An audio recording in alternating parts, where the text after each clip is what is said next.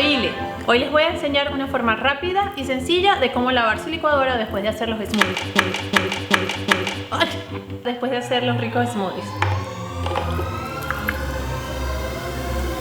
Vamos a lavar la licuadora. Es muy sencillo. Le vamos a echar agua, jabón,